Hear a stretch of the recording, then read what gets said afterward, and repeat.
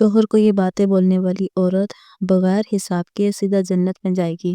اللہ یہ باتیں بولنے والی عورتوں کو سیدھا جنت میں بھیج دے گا۔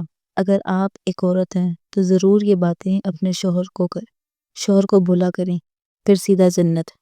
بسم اللہ الرحمن الرحیم۔ دنیا کا بہترین خزانہ نیک بیوی ہے۔ جب شوہر اس کو دیکھے تو وہ شوہر کو خوش کر دے، جب اس کو کوئی حکم دے تو اس کی اطاعت کرے، اور جب وہ گھر سے باہر ہو تو اس کی حفاظت کرے۔ عورت رب کریم کا خوبصورت ترین تحفہ ہے۔ کائنات میں رنگ و نور عورت کے وجود سے ہیں۔ اسلام میں عورت ماں، بہن، بیوی اور بیٹی ہر لحاظ سے معزز اور محترم ٹھہری ہے۔ عورت کا فطری تقدس، پاکیزگی اور اس کی نسوانی حرمت صرف اور صرف اسلام کی مرہون منت ہے۔ سورۃ النساء آیت نمبر 34 میں حکم ربانی ہے، پس جو صالح عورتیں ہیں وہ اطاعت شعار ہوتی ہیں اور مردوں کے پیچھے اللہ کی حفاظت اور نگرانی میں ان کے حقوق کی حفاظت کرتی ہیں۔ حدیث مبارک میں آیا ہے کہ نبی کریم نے فرمایا، بہترین بیوی وہ ہے جب تم اسے دیکھو تو تمہارا جی خوش ہو جائے، جب تم اسے کسی بات کا حکم دو تو وہ تمہاری اطاعت کرے، اور جب تم گھر میں نہ ہو تو وہ تمہارے پیچھے تمہاری مال کی اور اپنے نفس کی حفاظت کرے۔ شیخ الاسلام امام ابن تیمیہ نے لکھا ہے کہ نیک عورت حقیقت میں وہی ہے جو اپنے شوہر کی اطاعت و فرمانبرداری پر مداومت اور پیشگی برتے، اللہ اور اس کے رسول کا حکم ادا کرنے کے بعد شوہر کے حقوق سے بڑھ کر کوئی حق نہیں رہ جاتا۔ نیک عورت سرمایہ ہے، قیمتی متاع ہے، دولت کو حفاظت سے رکھا جاتا ہے، دوسروں سے سنبھال کر چھپایا جاتا ہے۔ نیک عورت اگر شادی شدہ ہے تو جنت میں اپنے جنتی شوہر کے ساتھ رہے گی اور شوہر کو ملنے والی حوروں کی سردار ہوگی، اور اللہ تعالیٰ اس عورت کو ان سب سے حسین و جمیل بنائیں گے، اور وہ میاں بیوی آپس میں ٹوٹ کر محبت کرنے والے ہوں گے۔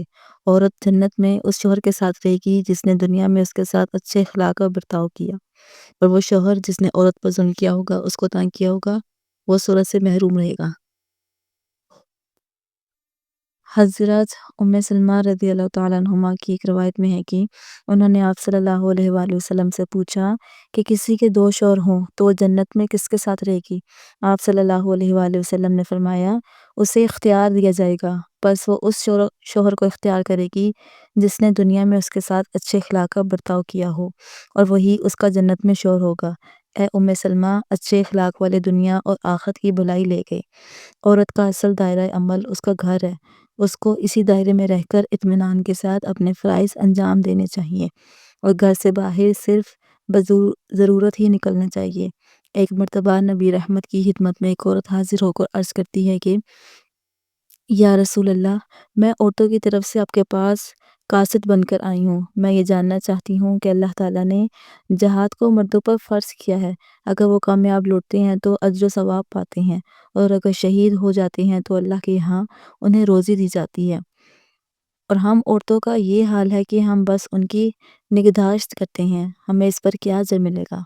آپ نے فرمایا، تم اپنی تمام ملاقاتی عورتوں سے جا کر کہہ دینا کہ بیوی کا شوہر کی خدمت و اطاعت کرنا اور اس کے حقوق کی رعایت کرنا اجر میں مردوں کے مساوی ہوگا، لیکن تم میں بہت کم عورتیں ایسی ہوں گی۔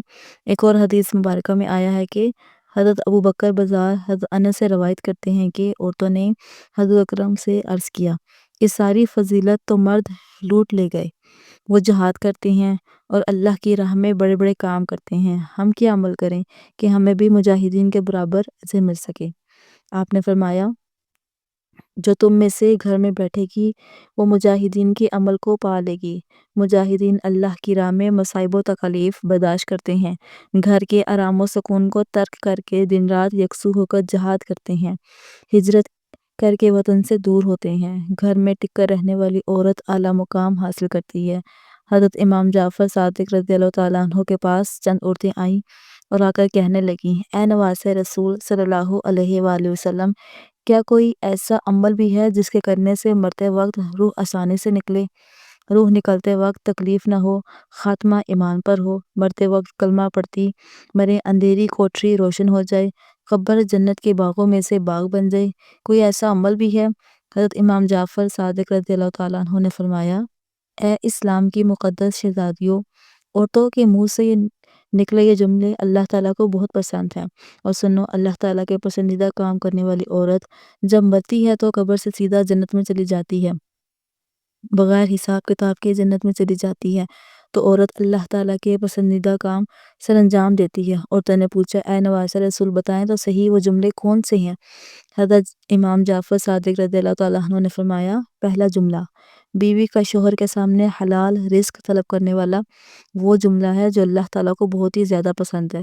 حلال رزق طلب کرنے والی بیوی، حلال رزق مانگنے کا یہ جملہ جب بیوی اپنے شوہر کو کہتی ہے کہ میرے سرتاج میرے گھر میں لے کر آنا، تو حلال کا لقمہ لے کر آنا، میرے گھر میں لے کر آنا تو حلال کا رزق لے کر آنا۔ سنو، حرام رزق میں اپنی اولاد کو نہیں کھلاؤں گی کیونکہ یہ حرام رزق ہے، حرام نوالا ہے، میری اولاد کی آنکھوں سے حیا چھین لے گا، شرم چھین لے گا، غیرت چھین لے گا۔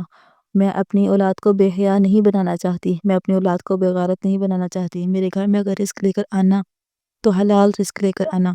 ایک صحابیہ کا رلا دینے والا واقعہ ملاحظہ فرمائیں۔ ایک غریب صحابی تھی، وہ روزانہ محنت مزدوری کرنے کے لیے صبح سویرے گھر سے باہر نکل جاتا، روزی کی تلاش میں نکل جاتا، شام کو روزی کر کے واپس گھر میں آتا، خود بھی کھاتا، اپنی غریب بیوی کو بھی کھلاتا۔ ایک دن یہ حسب معمول گھر سے باہر نکلا، سارا دن خاک چھانتا رہا، پورا دن روزی تلاش کرتا رہا، مزدوری تلاش کرتا رہا، اسے کوئی مزدوری نہ ملی، روزی نہ ملی، خالی ہاتھ شام کو واپس گھر آ گیا۔ گھر میں کھانے کے لیے کچھ تھا ہی نہیں، خالی پیٹ شوہر اور بیوی سو گئے، بھوکے سو گئے، صحابی اور صحابیہ بھوکے سو گئے۔ دوسرے دن پھر حسب معمول گھر سے باہر نکلا، روزی کی تلاش میں سارا دن خاک چھانتا رہا، روزی نہ ملی، کام نہ ملا، مزدوری نہ ملی، شام کو خالی ہاتھ واپس آ گیا۔ دوسری رات بھی بھوکے سو گئے۔ جب تیسرا دن آیا تو تیسرے دن بھی صحابیہ عورت حسب معمول اپنے شوہر کو دروازے تک لے گئی، رخصت کرنے کے لیے ڈھیر دعاؤں کے ساتھ، نیک تمناؤں کے ساتھ، دعاؤں کے ساتھ شوہر کو رخصت کیا۔ شوہر جیسے ہی 4 قدم آگے بڑھا تو بیوی نے کہا، رکیے، میری بات سن کر جائیے۔ شوہر رک گیا، بولا، کیا کہنا ہے؟ اس صحابیہ غریب بیوی نے کہا، میرے سرتاج، اس سوچ کی بنیاد پر کہ میری بیوی 2 دن سے بھوکی ہے، 2 راتوں سے بھوکی ہے، کہیں ایسا نہ ہو کہ آج آپ کو مزدوری نہ ملے اور آپ حرام کا رزق لے کر میرے گھر آ جائیں، یا یہ یاد رکھیے گا کہ میں مر جاؤں گی لیکن حرام رزق قبول نہیں کروں گی، حرام کمائی کا لقمہ نہ تو میں کھاؤں گی نہ اپنی اولاد کو کھلانے دوں گی۔ وہ تھی اسلام کی مقدس شہزادیاں جن کی گود میں اسلام پلتا تھا۔ کہتی ہے، میں بھوکی مر جاؤں گی، تیسری رات بھی بھوک سے گزارا کر لوں گی، کوئی بات نہیں، اگر کام نہ ملے تو واپس آ جانا، چوری کا مال میرے گھر میں نہ لے کر آنا، سود کا مال میرے گھر میں نہ لے کر آنا، حرام مال میرے گھر میں نہ لے کر آنا۔ حضرت امام جعفر صادق رضی اللہ تعالیٰ عنہ فرماتے ہیں، فرمایا، بیوی جب شوہر سے حلال رزق طلب کرنے والا جملہ بول رہی ہوتی ہے اس وقت اللہ تعالیٰ اس کے بہت زیادہ قریب ہوتی ہے۔ یہی جملہ مرتے وقت اس عورت کی روح آسانی سے نکلوائے گا، روح نکلتے وقت اسے تکلیف نہیں ہوگی، قبر کی اندھیری کوٹری روشن کر دے گا۔ یہ جملہ قبر جنت کے باغوں میں سے باغ بنا دے گا۔ یہ جملہ فرماتے ہیں، دوسرا جملہ، بیوی اپنے شوہر کے آگے کوئی ایسا جملہ بول دے جو جملہ شوہر کی پریشانی کو خوشیوں میں بدل دے۔ شوہر پریشان تھا، غمگین تھا، افسردہ تھا، بیوی نے کوئی ایسا لفظ کہا، کوئی ایسا جملہ بولا جس جملے نے شوہر کی پریشانی کو خوشیوں میں بدل دیا۔ یہ جملہ بھی اللہ تعالیٰ کو بہت زیادہ پسند ہے۔ شوہر کی رضا اللہ کی رضا ہے، شوہر کی خوشی اللہ کی خوشی ہے۔ اگر رب کو خوش رکھنا چاہتی ہو تو اپنے شوہر کو خوش رکھنا۔ حضرت امام جعفر صادق رضی اللہ تعالیٰ عنہ فرماتے ہیں، تیسرا جملہ اتنا بڑا قیمتی، جس سر کے اندر دیکھنے کے لیے آنکھیں، سننے کے لیے کان، بولنے کے لیے آنکھیں، سننے کے لیے کان، بولنے کے لیے زبان، سوچنے سمجھنے کے لیے دماغ، ذہن، بڑا قیمتی میٹیریل جس سر کے اندر ہے، تو بتاؤ صحیح وہ سر کتنا قیمتی ہوگا۔ جب عورت اتنا بڑا قیمتی سر اللہ کے حضور جھکا کر کہتی ہے، سبحان ربی الاعلیٰ، سبحان ربی الاعلیٰ، سبحان ربی الاعلیٰ، کو اتنا پسند ہے، اللہ کو اتنا پسند ہے، یہی سبحان ربی الاعلیٰ مرتے وقت اس کو کلمہ نصیب کرے گا، مرتے وقت اس کا خاتمہ ایمان پر کریں گے، قبر کی اندھیری کوٹری روشن کر دے گا، قبر جنت کے باغوں میں سے باغ بنا دے گا۔ نماز کا دامن مضبوطی سے پکڑتے رہنا، نماز کا دامن کبھی نہ چھوڑنا۔ اللہ جب ناراض ہوتا ہے روٹی بند نہیں کرتا، اللہ جب ناراض ہوتا ہے رزق بند نہیں کرتا، اللہ جب ناراض ہوتا ہے سورج کو حکم نہیں دیتا کہ فلاں شخص میرا نافرمان ہے، تیری کرنیں اس کی آنگن میں نہیں جانی چاہیے۔ اللہ جب ناراض ہوتا ہے تو سجدے کی توفیق چھین لیتا ہے، اللہ جب ناراض ہوتا ہے تو یہ من اجڑ جاتا ہے۔ جس بندے کا من اجڑ جائے اس کے پلے رہتا ہی کیا ہے۔ فرمایا، چوتھا جملہ، جو عورت اپنے شوہر کی اجازت کے بغیر کسی غیر مرد سے نہیں ملتی، غیر مرد سے بات نہیں کرتی، اپنے شوہر کو ساتھ لے کر چلنے والی عورت سیدھا جنت میں داخل ہوگی۔ فرمایا، نمبر 5، جو عورت اپنے شوہر کا سر فخر سے بلند کرنے والی، ایسی عورت جو اپنے شوہر کو کبھی شکایت کا موقع نہیں دیتی، ہر دم شوہر کو خوش رکھنے والی، ہر موڑ پر شوہر کو سکھ دینے والی عورت سیدھا جنت میں جائے گی۔ جنتی عورت رب کریم کے احکامات کی پابندی کرتی ہے، فرما بردار ہوتی ہے۔ کسی نے ایک عارف سے پوچھا، نوح کی قوم کیوں تباہ ہوئی؟ عارف نے کہا، اس قوم کی ماں نافرمان تھی۔ پوچھا گیا، ماں کون؟ بتایا، نوح علیہ السلام کی بیوی۔ نیک عورت اولاد کے لیے دعا گو رہتی ہے، ان کے حال و مستقبل کی فکر کرتی ہے۔ اور عارف سے پوچھا گیا، حضرت عیسیٰ علیہ السلام کو گہوارے میں بات کرنے کی توفیق کیسے ملی؟ جواب دیا، ان کی ماں مریم علیہ السلام کی دعا کی بدولت۔ جنتی عورت کو جنت کی بشارت دیتے ہوئے اللہ رب العالمین نے کیا اوصاف بیان کیے ہیں؟ ایک حدیث سے واضح ہوتا ہے کہ حضرت ابو ہریرہ رضی اللہ تعالیٰ عنہ سے روایت ہے کہ وہ بیان کرتے ہیں کہ حضرت خدیجہ رضی اللہ تعالیٰ عنہما کی سیرت ہمارے لیے بہترین نمونہ ہے۔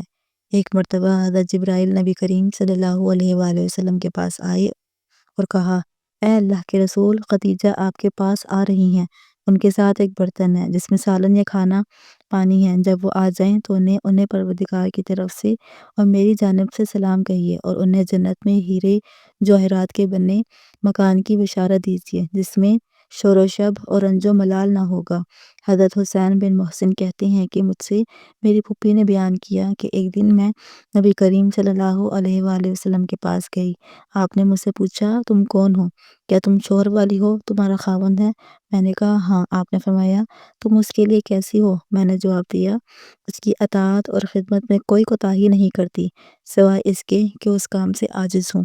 آپ نے فرمایا، خوب سوچ لو، کیونکہ وہی تمہارے لیے جنت اور جہنم ہے۔ شوہر کی اطاعت و خدمت فرض ہے، اور آخرت کی زندگی میں کامیابی کا دار و مدار شوہر کی خدمت میں مضمر ہے۔ جنتی عورت ہمیشہ شوہر کی تابعدار ہوتی ہے، اس کے آرام و سکون کا خیال رکھتی ہے۔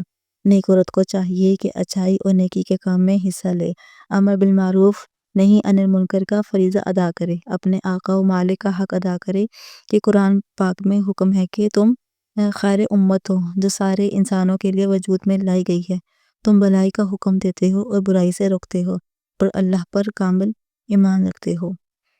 ناظرین، یہ باتیں ایسی ہیں، یہ کام ایسے ہیں جس سے مرتے وقت عورت کی روح آسانی سے نکلے گی، خاتمہ ایمان پر ہوگا اور قبر سے سیدھا جنت میں چلے جاؤ گے۔ اللہ پاک ہمیں دین کی مکمل سمجھ نصیب فرمائے اور ہمارا خاتمہ ایمان پر فرمائے، آمین۔ امید کرتی ہوں کہ آج کی تحریر آپ کو ضرور پسند آئے گی۔